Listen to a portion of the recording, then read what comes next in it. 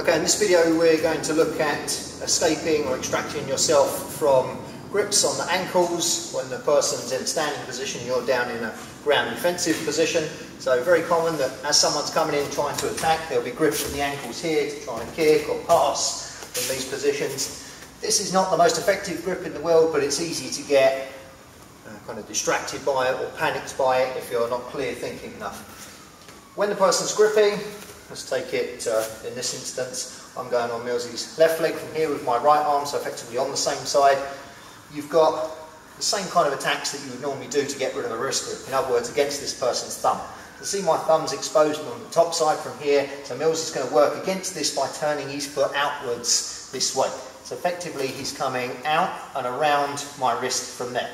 Now with a quick bit of action he can get rid of that if I'm not really concentrating without doing much else than that action itself. So you can flip that round, bang, to the outside and get rid of that grip that way.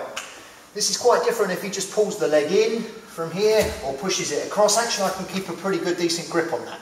But when he flips it across to the outside, that's quite tricky for me to keep hold of. Now of course if the person's got a really solid grip from there, it may be that when you go to turn that foot over, they keep hold of it. It's not a big deal from this situation and you can extend your position even more. Now see already from here, because Mills has turned my arm from this way up, and turned his foot to this way up, my face is already starting to get exposed to kicks from there, whether it's an up kick or a round kick coming in. From here, to exaggerate that even more, what he's going to do is flip this leg down to the bottom. So currently when I'm coming in and grabbing, it's this leg on top that I'm grabbing. He's then going to flip that leg to the bottom here. And that's stretching my arm out, extending it down, and now I've either got to leave that arm exposed, like that, for head kicks and kicking off, or I've just got to let go.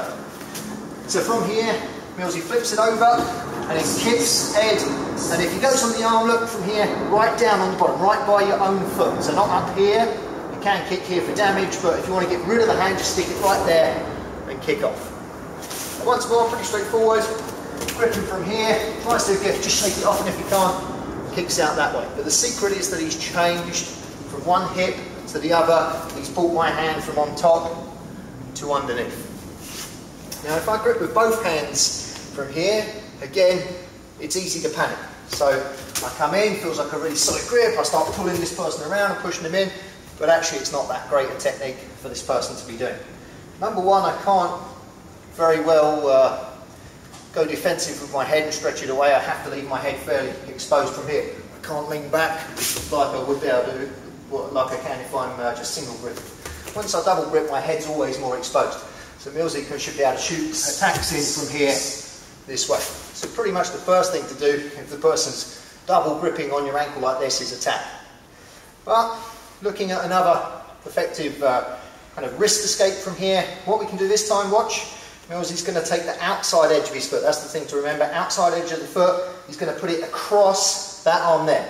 So look, just spin it around slightly. From this angle here, his foot's upright in between my hands. He's going to push it underneath this wrist so that just the outside of his toes are there, and then he's going to push his toes over that way. That might not feel or look like he's going to have much strength in that, but believe me, he can get a lot of strength from that angle from there, and then he can just keep twisting it. Now all he's going to do is just keep twisting this down, keep going from there to the other side to get that off. So even without much dynamics, he can just slowly turn that foot over. So I'm grabbing from here, sticks the foot on the outside, and then just turns that over from there. Again, see how he's switching from one hip to the other. Now he can do that with a bit more pace and a bit more energy, and he can flip it right over. So this time he's just going to quickly in one action, once he gets the toes on the outside, flip it over completely upside down. And from there.